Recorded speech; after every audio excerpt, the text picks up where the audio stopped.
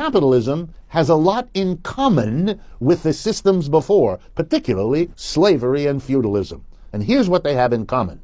A very small group of people, masters, lords, employers, are dominant, have the control, and amass the wealth relative to the vast mass of people, the slaves, or the serfs, or the employees.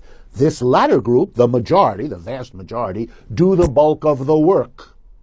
The wealth produced is gathered into the hands of and controlled by the small group. A small group vis-a-vis a large group. That capitalism has in common with slavery and feudalism. And that means capitalism is subject to the same tensions and criticisms and revolutions that plagued slavery and feudalism. Why? Because sooner or later, when things go bad, the mass of people figure out that they're locked into a system where they get the short end of the stick. They are the majority, but the wealth they produce goes to somebody else.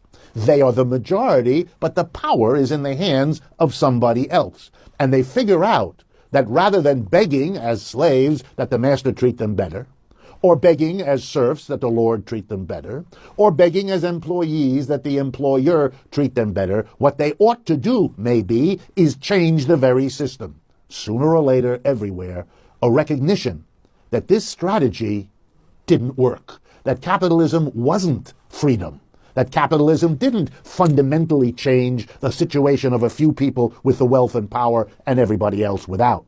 It just changed the rules for that system.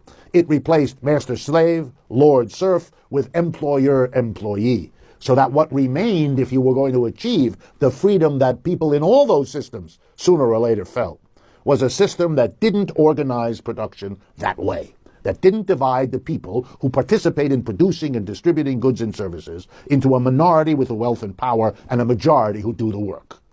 And the only way to do that is to democratize the enterprise.